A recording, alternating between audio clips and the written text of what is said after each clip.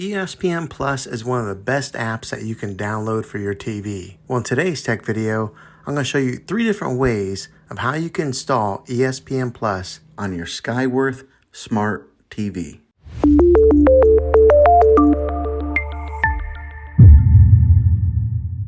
It can be really frustrating if you want to watch some of the great content that is on ESPN Plus and you find that your TV is unable to download it. If your TV is an older model of smart TV, then it could prevent you from downloading this app.